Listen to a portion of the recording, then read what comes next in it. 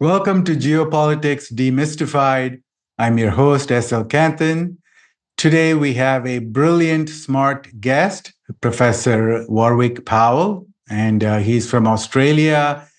He's a prolific writer. He has shown up on many TV talk shows to talk about geopolitics. And we'll talk to him for like the next 1 hour. And for a change, this is not going to be just an interview, but it's going to be back and forth. We both will be sharing our thoughts and ideas. And we'll talk about multipolar world and all those things that related to that topic, including India, China, US, Russia, and all that. Okay, so welcome, Professor. So glad to have you. Happy to be with you, SL, finally, after our little technical problems last week. Yeah. So let's start with the big picture. People use the word or the phrase multipolar world a lot. What does that mean to you?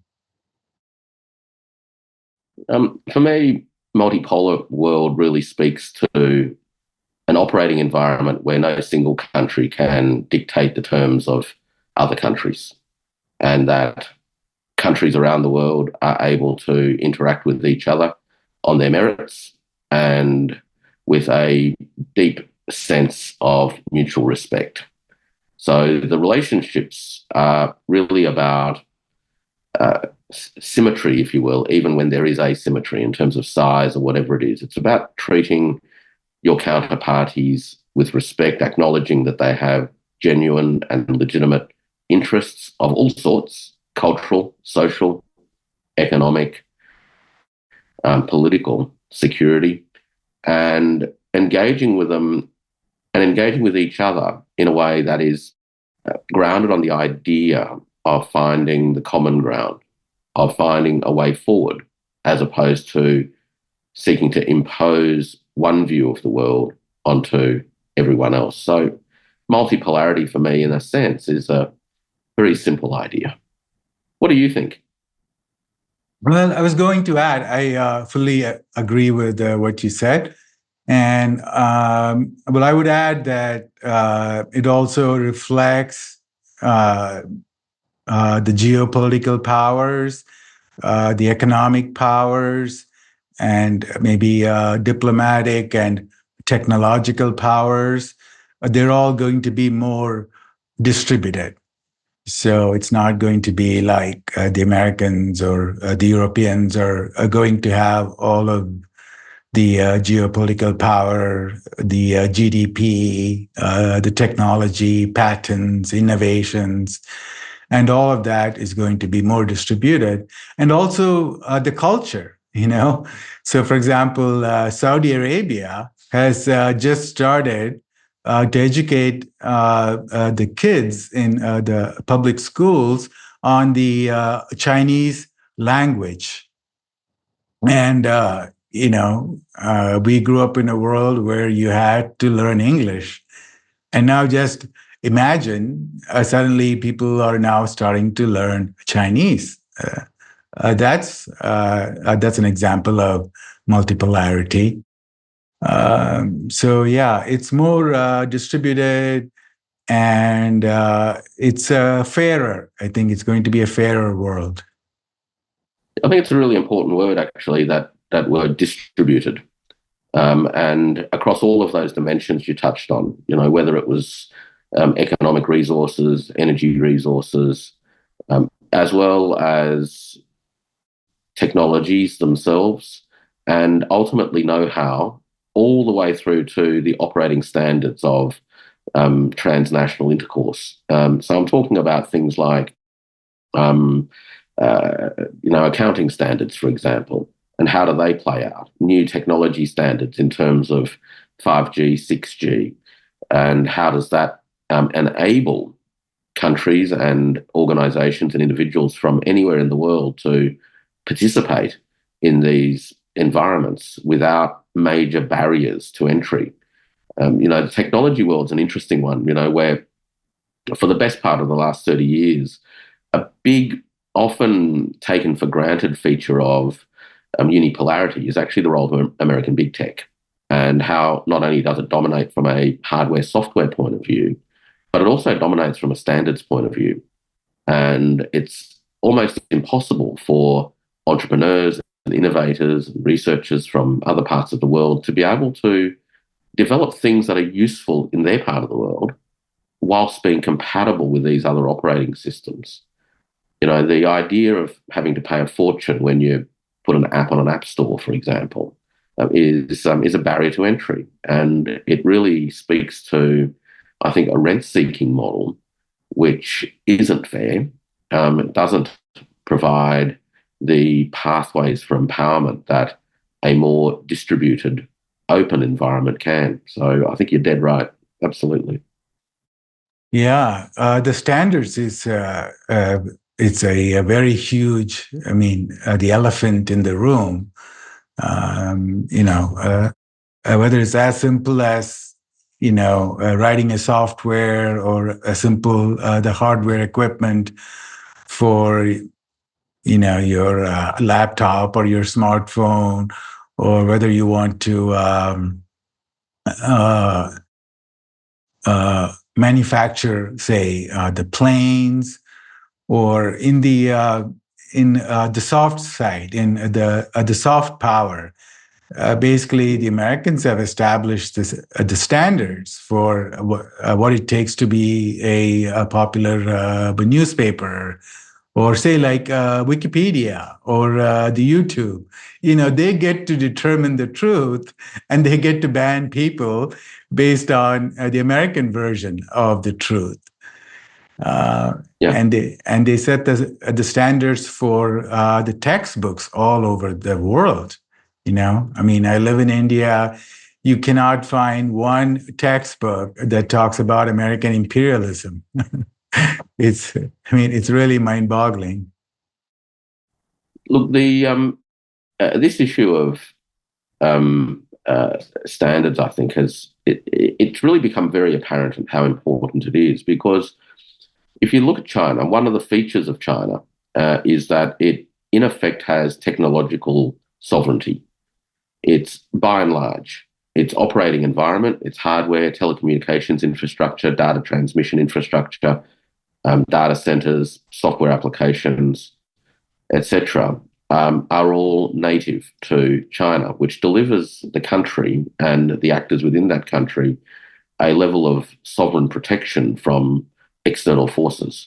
So you are far less likely to be at risk of destabilization, for example, that is pursued through particular kinds of software applications, whether it's, one particular social media platform or another, without naming any of them in particular. And I think that there's something to be learned from that. And certainly Russia has moved down that path as well. And they won't be the only ones.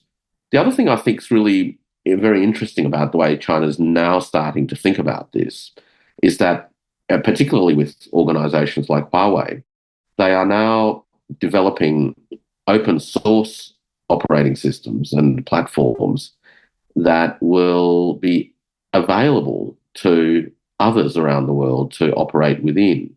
Now, Huawei does extensive capacity building and training all through the developing world, and the aim of that ultimately is to have cohorts of people with the design and technical and software development skills to create things that make use of these environments.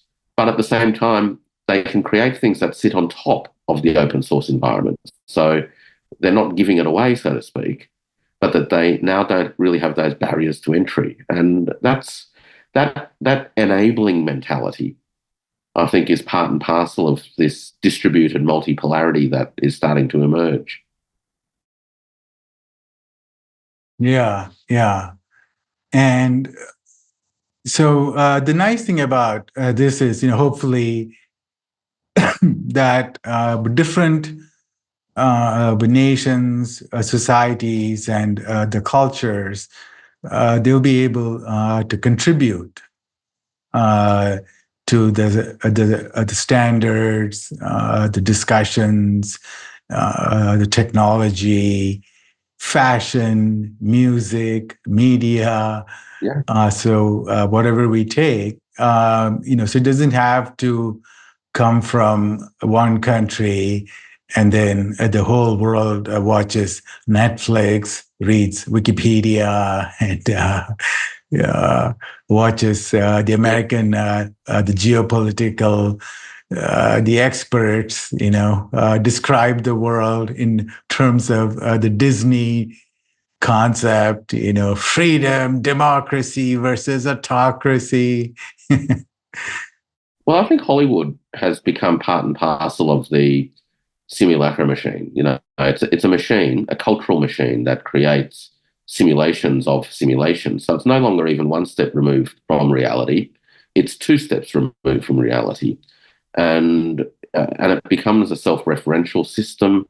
It's like an echo chamber, and at some point in the evolution of these cultural products, they become so detached from the experiences that people have in their lives that they largely become or pure entertainment, if you will, escapism, but no longer a way in which these cultural experiences help us navigate within our own communities and our societies, as well as how we navigate our experiences with others.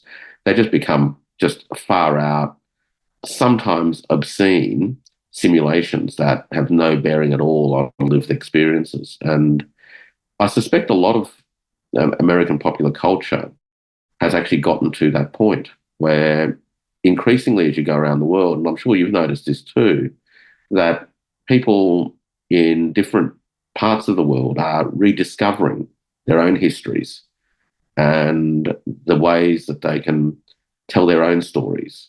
Now, they might be controversial, they might be ultimately biased in their own ways, but they are their own ways of relating to themselves and to their own histories. And, the idea that there's nothing in a curriculum that talks about American imperialism, for example, seems totally bizarre to me. And we've got to rediscover all of that. Humanity isn't a journey to perfection. Humanity is a journey of experience, and where people everywhere in the world are just trying their best in the way that they can understand it. Yeah, well said, well said. That was very philosophical. I loved it. So, yeah, sorry.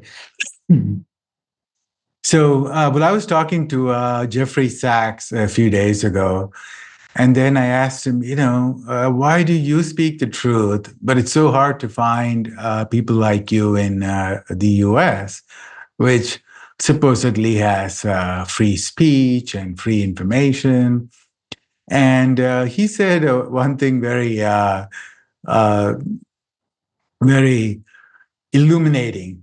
And he said, the people at the top, the blob and the experts and all those people, they don't like to debate. They make a statement and then they just move on, and even if it's just blatantly wrong, just absurd, and we all know that it's wrong, but they don't care, like they don't debate people as to like say why the Russia-Ukraine war happened. They never talk about the NATO expansion. They blow up the Nord Stream pipeline and then they just move on. Or they wait for 2 years and then they come up with a ridiculous story after 2 years. And they just don't care, But that's the simulacra machine. It's the Yeah. simulacra machine, isn't it? Right? Simulacra machine. Yeah. So it's like they make up their own narratives and they have this soldiers, the media soldiers, social media influencers, think tanks, experts, academics, politicians from all over the West, and they all repeat like the same the talking points, the buzzwords. It's like, yeah, it's just like a big, simulation, a software, and and then you have all these characters, and they all repeat the same thing that you would type on the keyboard. Yeah.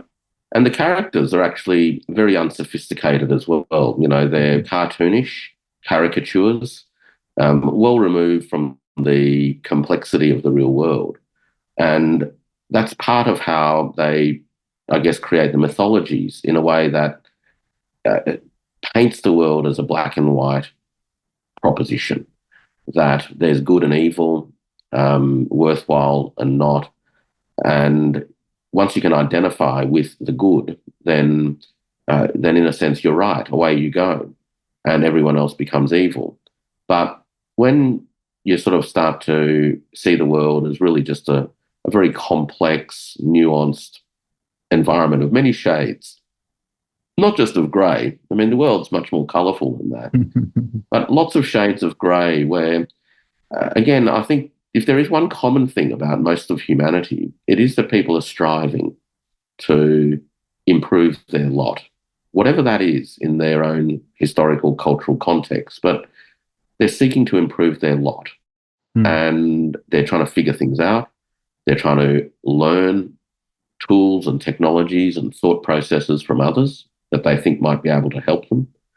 And ultimately, they're very focused on the challenges that they themselves as communities and as societies have. And big societies in particular have their own unique challenges of scale. You're in India. We talk a lot about China. Between these two places, you've got 2.8 billion people. I mean, that's enormous. That's enormous.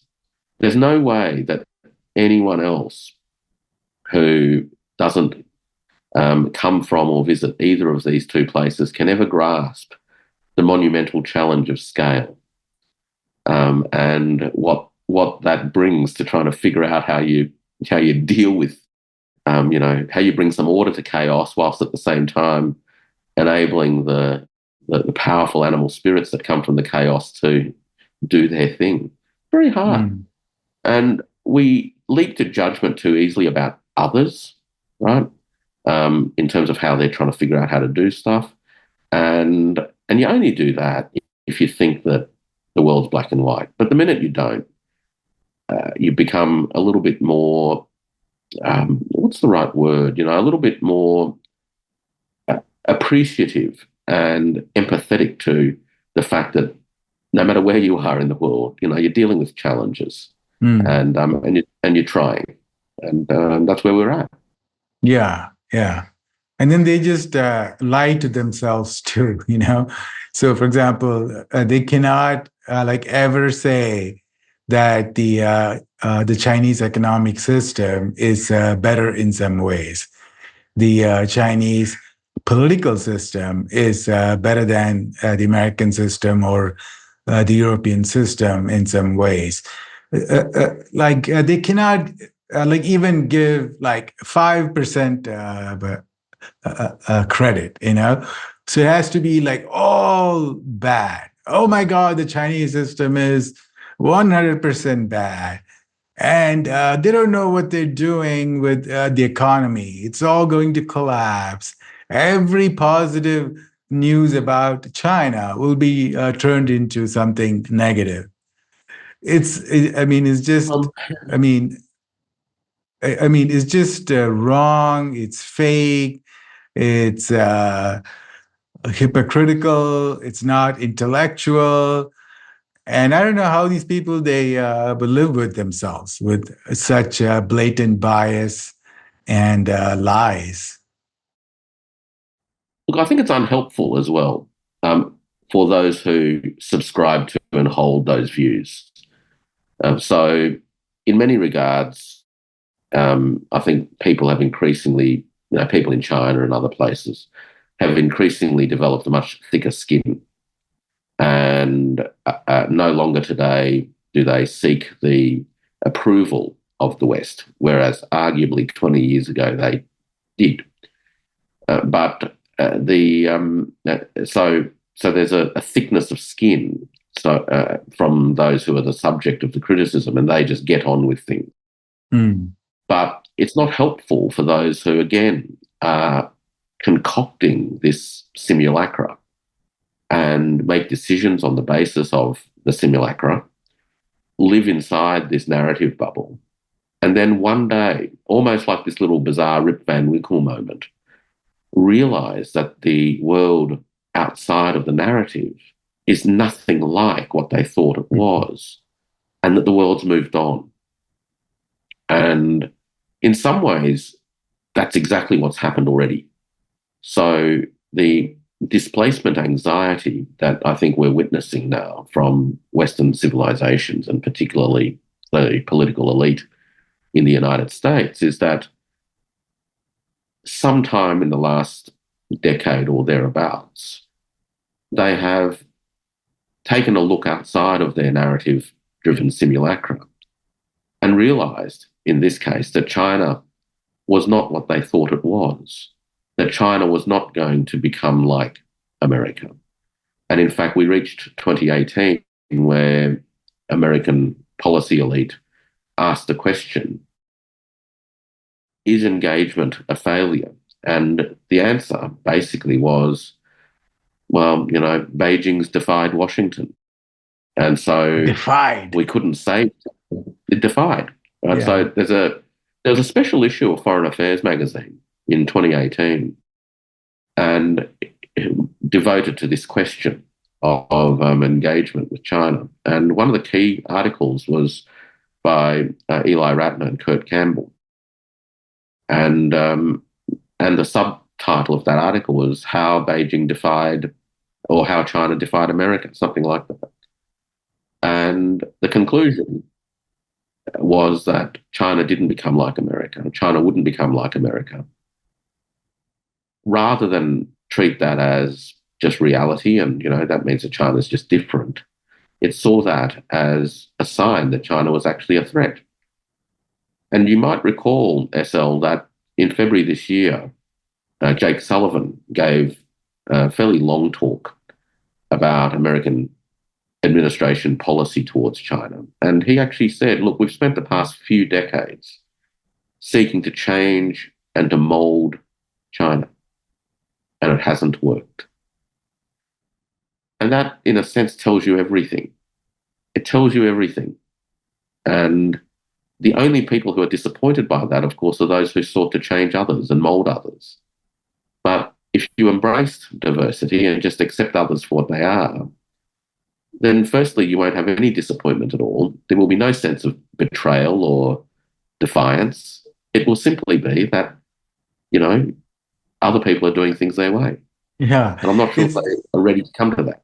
Yeah. So it's so funny. On one hand, they always complain that China copies everything, when it comes to technology or something. And then when the Chinese actually try not to copy the economic system, try not to copy the political system, and then they whine, oh, why is China spending so much money on infrastructure?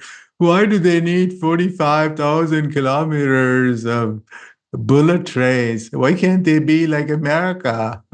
And then if say, for example, if China does copy the Americans and China starts to build military bases all over the world, and then they would not like that. So they want China to copy. Okay, so you can copy A, B, and C, but do not copy D, E, and F. Yeah, look, I think the view was always that they hoped or wanted China to be a mini-me, basically, just a mini-me. Certainly not a peer. And the idea of treating China as an equal partner in the world is absolutely unthinkable today amongst the mainstream American political policy elite. It's just unthinkable. There is a institutional incapacity to treat anybody else in the world as an equal. It's just not possible. Now, until they do that, of course, we're going to everyone else will experience lots of rockiness, lots of instabilities and change. But the United States also is going to experience its own periods of substantial turbulence. And we're already seeing that. We've spoken before about financialization, for example, and how that is affecting the very foundations of not just the American economy, but American social life. You know? And when you have chronic inequities in the distribution of income and resources and wealth, at some point, the social system and the social license, if you will, starts to fall apart at the edges. And eventually we start to witness the bubbling up of anger and frustration, and we're starting to see that now. And that's a real problem, not just for American society, which obviously bears the direct brunt of this, but it gets projected out to the rest of the world. Right? If it was just an American domestic issue, you just sort of say, well, I hope they can sort that out one day, and in the meantime, we'll keep going. But the way that America works is that when it's not at peace domestically, it projects out and creates states of unpeace globally. Yeah, absolutely. And so they start to blame others, and they need to, like they like made up their the strategy for the world, and they are stuck in that simulation, like you said, and in that bubble, the reality does not matter. Like they're just completely shielded from the realities and the changing facts on the ground. Like 30 years ago, or who knows, like maybe 100 years ago, some of these globalists, they said we are going to take over Russia. And it's been like the fantasy, like since the Napoleon days, right? Like more than 200 years ago. And then they keep trying to capture Russia, and is just in their the playbook, so they look at their playbook, but attack and conquer Russia. And then it shows up on their the calendar like every day. They go, oh, okay, all right, I need to keep attacking Russia, and they just can't see the changing world. And they misjudged the rise of Asia, the rise of China, and then like the U.S. ambassador to India, he is in India. He's talking to Indians, and he says there is no such thing as strategic autonomy. I mean, like how it's just like really mind-boggling. I mean, the arrogance, the hubris, the rudeness. So how do you go and you tell some other person that she does not have an autonomy of their own life? It's like, wow, okay, so what is the other option? That I have to be your slave, your vassal state? It's just, it's just unbelievable.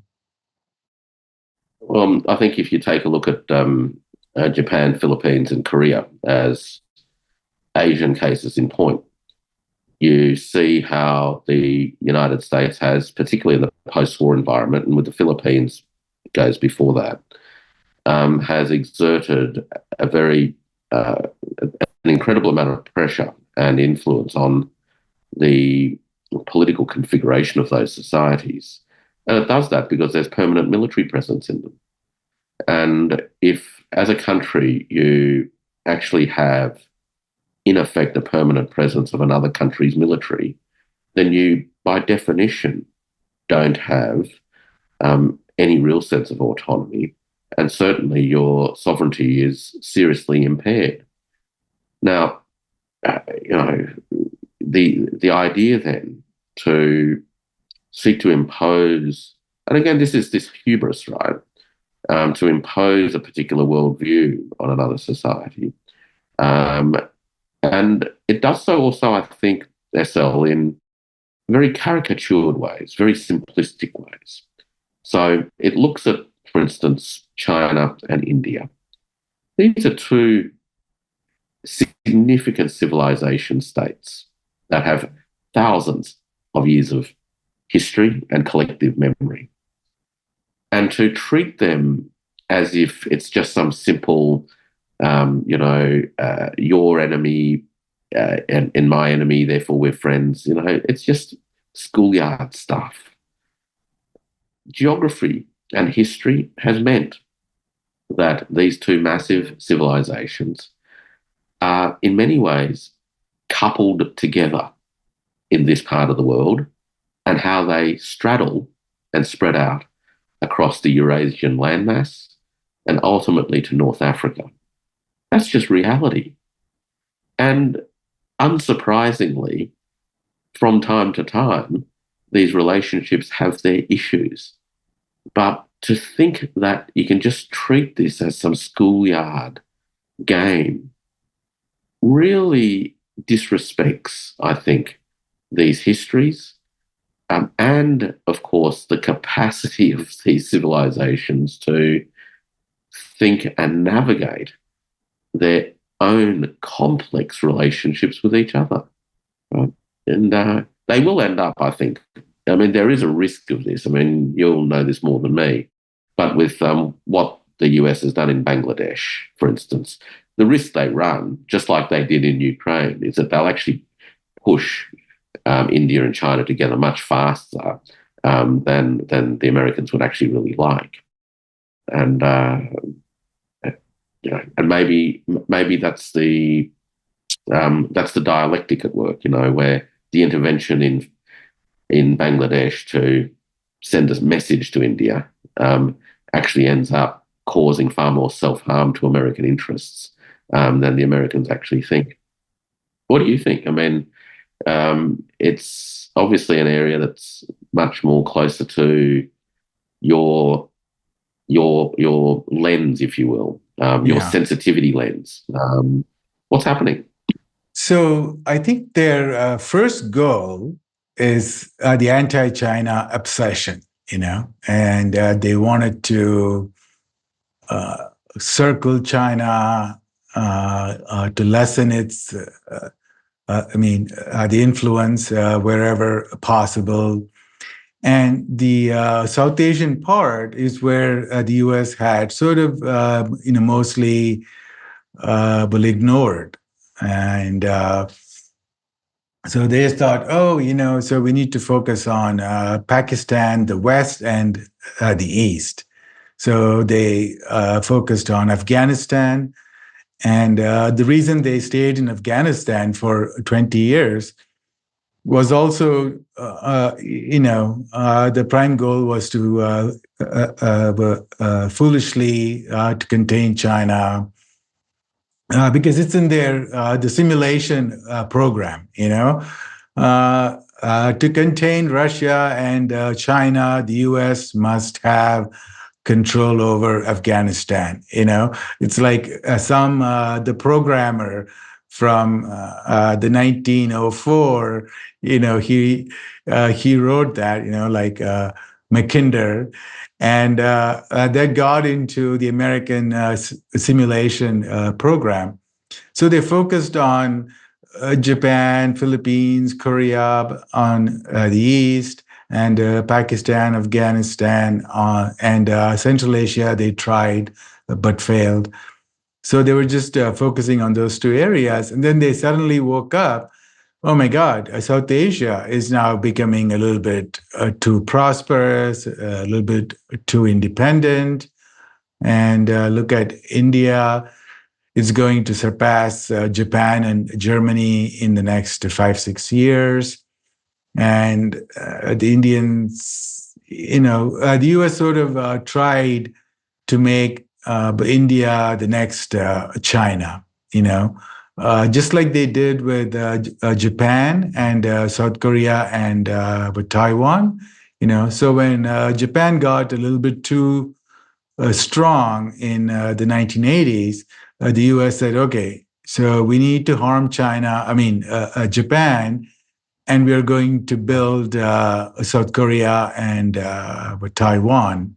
So like moving the power from Japan to South Korea and Taiwan. So they said, okay, like in our simulation, this is the standard playbook. So China has reached a level, and now we just have to move the manufacturing and the technology from China to other countries, and then China will become weak. It's so simple, you know. But that did not work out. Because the Americans themselves had forgotten what it takes to be successful in manufacturing. So that was a huge failure, and it sort of created a disappointment in both parties. The U.S. was disappointed that India did not become the next China, because that screwed up the American geopolitical playbook. And for the Indians, it was also a disappointment. They said, why did we fall for all the marketing, the American marketing, and we got into fight with China for no reason? And then after all these years, we're still fully dependent on China for so many things, like the electronics, machinery, pharmaceuticals, all the key sectors, we're still dependent on China. And also, Russia, the US foolishly told India that you have to decouple from Russia and become like an enemy of Putin. But from India's perspective, first of all, like we have a lot of dependency on Russia too. Like something like 70% of all of the military hardware is Russian. So we need to, we need Russia for that. And number two, well, if we are going to antagonize Russia, then we are going to be isolated, like in Asia. Then it's going to be Russia plus China will be against India, and that's not a very good scenario.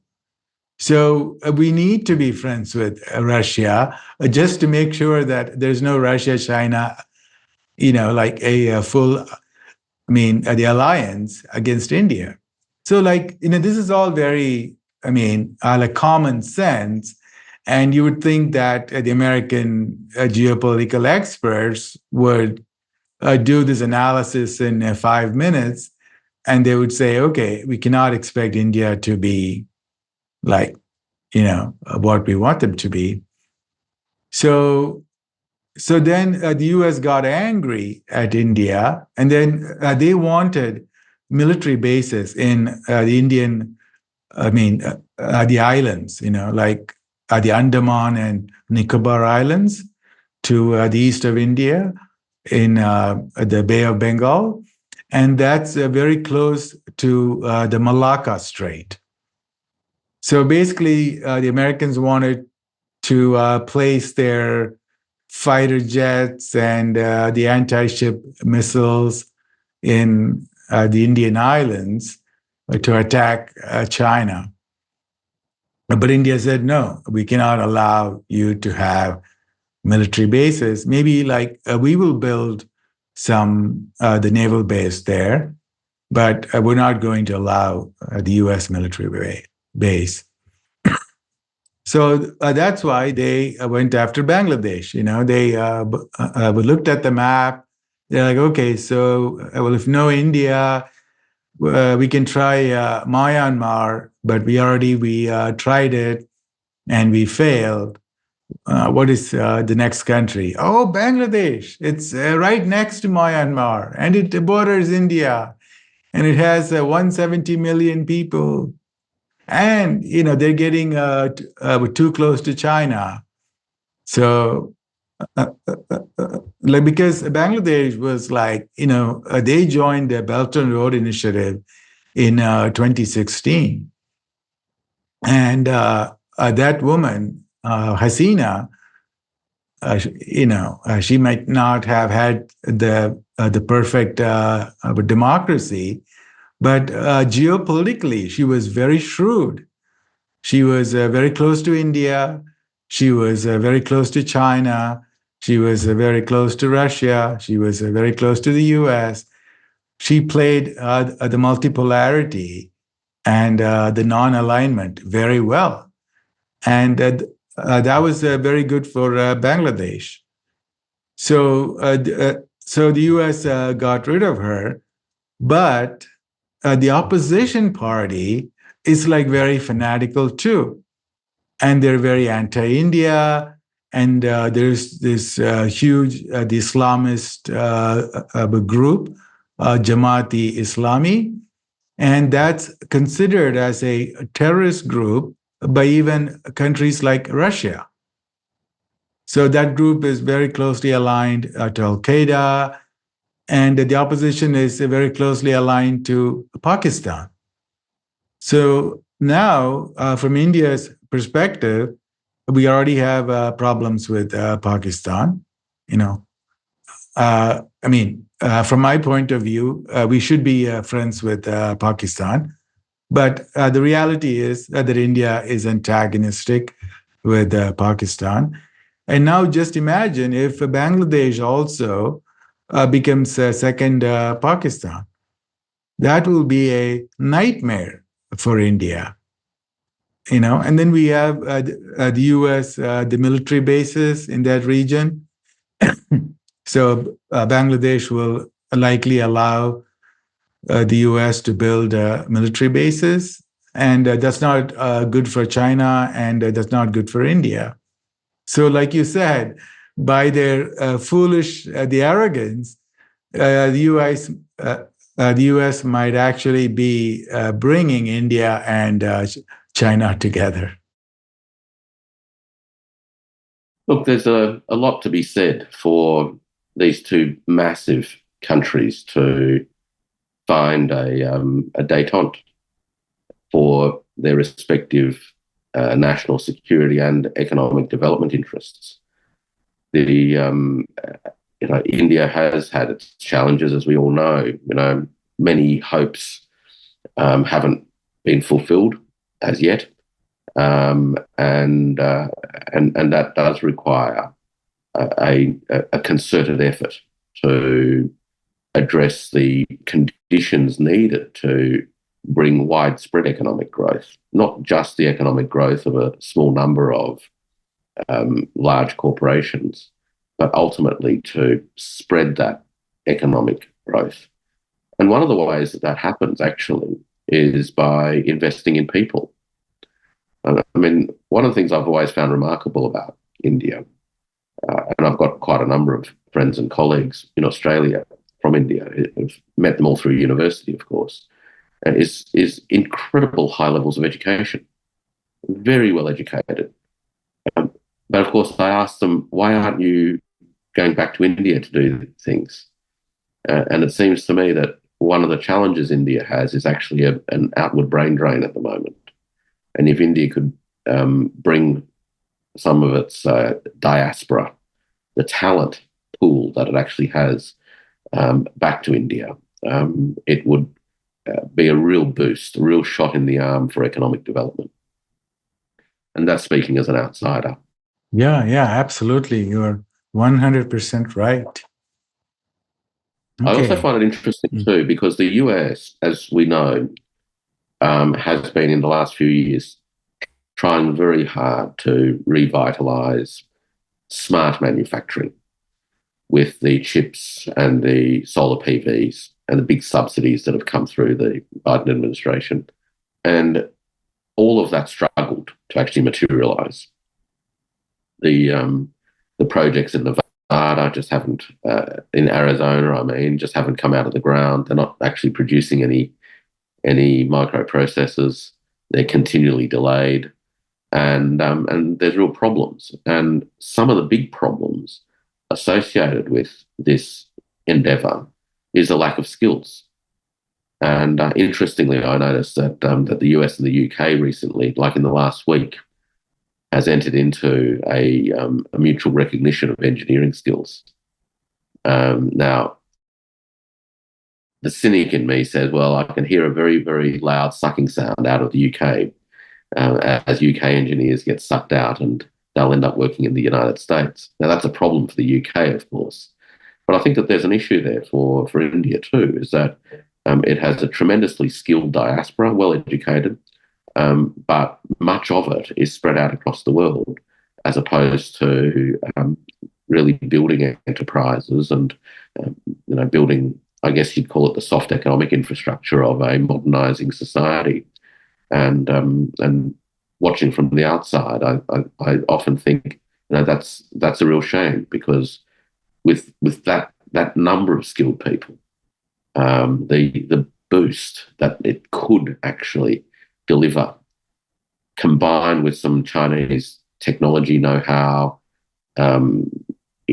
Indian human resources, it could very quickly actually become a significant economic powerhouse, within a generation. Yeah, absolutely. Okay, so I think